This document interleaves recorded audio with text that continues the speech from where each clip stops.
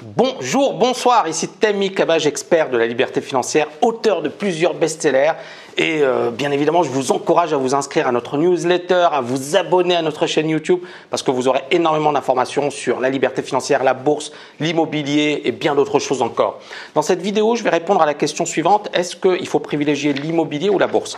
Alors j'ai un étudiant de la TKL qui m'a posé cette question, Antonio, qui est en Argentine, qui m'a posé la question, très belle intervention Tami, j'ai lu dans les commentaires que au niveau des investissements, tu privilégies la bourse et l'immobilier. Je suis d'accord sur la bourse, en grande partie grâce à ta formation, mais je suis moins d'accord sur l'immobilier. En fait, il y a le problème de la liquidité dont personne ne parle. Un actif financier, ça se vend dans la journée, tandis que pour vendre un immeuble, il faut au minimum 3 mois. Donc, en cas de crise, c'est difficile de sortir au bon moment.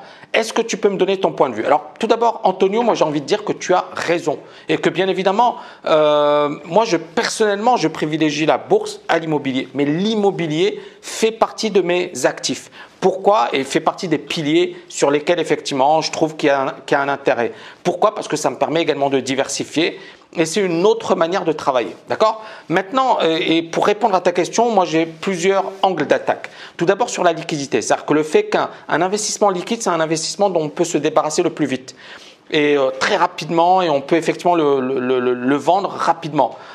La bourse bat largement l'immobilier parce que l'immobilier, s'il y a une crise, s'il y a une situation d'attentisme, si vous avez une offre qui est largement supérieure à la demande, si votre bien il est dégradé, etc., vous ne pourrez pas le vendre facilement. Par contre, une action, en quelques secondes, vous pouvez la vendre. Donc ça, c'est le premier gros avantage de la bourse par rapport à l'immobilier. Deuxième avantage pour moi, c'est la diversification. C'est-à-dire que l'immobilier, encore une fois, ça dépend où vous êtes, ça dépend à quel moment vous achetez, mais on n'est pas super diversifié. On est sur quelque chose qui est vraiment une niche, dans une ville précise, dans une économie précise, dans un pays précis. Et donc, ça veut dire quoi? Ça veut dire qu'on ne profite pas de ce qui se passe dans le monde, de ce qui se passe dans les différents secteurs. On est sur un seul secteur. L'avantage de la bourse, c'est que si par exemple les valeurs technologiques montent ou si un autre secteur monte, on peut être dedans. Et donc, en investissant sur des indices, on peut capitaliser sur effectivement la diversification qui va diminuer le risque. Ensuite, le troisième point, et c'est là où l'immobilier a un avantage par rapport à la bourse, c'est l'effet de levier. Parce qu'effectivement, avec l'immobilier, on peut emprunter auprès de son banquier. Il faut quand même apporter un certain apport. Certains vous disent que non, on n'est pas obligé. Bon, on n'est pas obligé de. Mais après, ça dépend ce que vous allez acheter. D'accord? Si vous achetez quand même un gros truc, vous devrez faire un apport. Mais il y a cet effet levier. Mais encore une fois, le problème de beaucoup de personnes, c'est que quand elles parlent d'effet levier, elles se disent « je vais acheter à tout prix ». Et je le vois à Dubaï, parce qu'à Dubaï, on a de l'immobilier, mais c'est spéculatif. C'est-à-dire que parfois, effectivement, vous avez des prix qui montent et là qui baissent. Par exemple, là récemment, ça baisse à Dubaï. Et une personne qui a acheté avec levier à un prix fort, et elle se retrouve piégée quand même avec ce prix fort.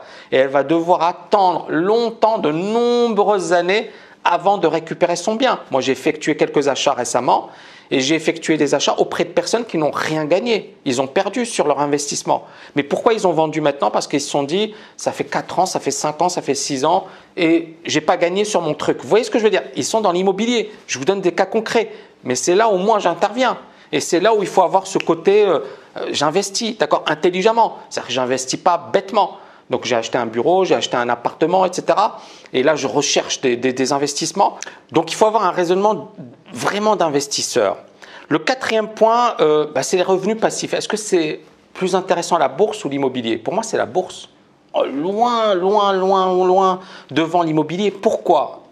Premièrement, vous n'aurez pas de problème de « je trouve un nouveau locataire », les démarches administratives, le fait effectivement que le gars ne soit pas sérieux. Hein. J'avais un ancien étudiant, Nicolas, qui m'avait dit voilà, qu'il avait eu des problèmes avec des locataires qui avaient dégradé son bien immobilier. Donc, il y a quand même ce risque.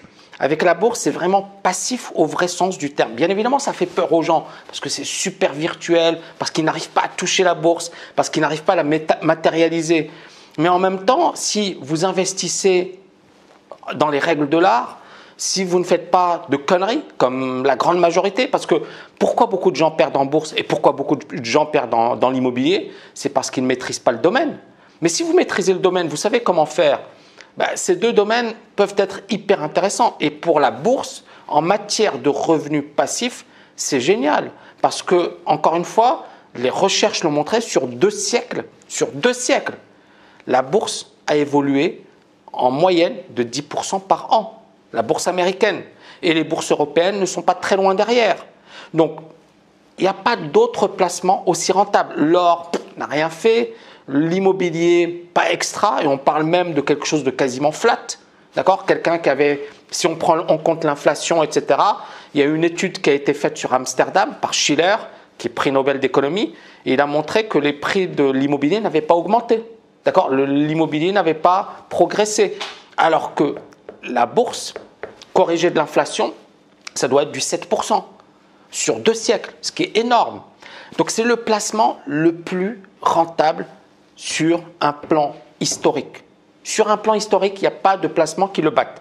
Maintenant, pourquoi beaucoup de gens perdent? C'est parce qu'ils font n'importe quoi. Et c'est là où il faut maîtriser ce domaine, il faut se former avec des pros, il faut effectivement avoir une vraie méthodologie, parce que c'est un placement qui peut changer votre vie, qui peut vous permettre de devenir libre financièrement. Mais encore une fois, ça demande du temps, ça demande 10 ans, 15 ans, 20 ans. Ça demande une vraie stratégie, ça demande d'attendre le bon moment. Et ça demande d'être sur les bons produits. Si par exemple vous investissez auprès d'une banque, d'une SICAV, vous ne serez jamais libre financièrement. Si vous investissez auprès d'un gestionnaire, vous ne serez jamais libre financièrement. Il faut apprendre à le faire soi-même.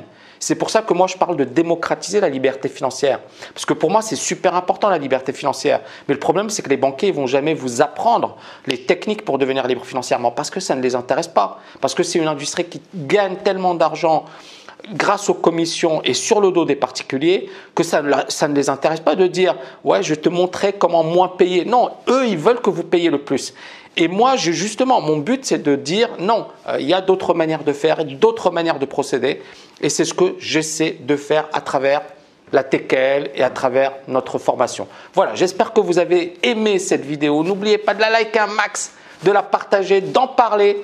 Et je vous dis à très bientôt pour une nouvelle vidéo. Et si vous avez aimé ou si vous voulez laisser des questions, n'hésitez pas à me les laisser sous cette vidéo. À très bientôt les amis. Ciao, ciao, ciao!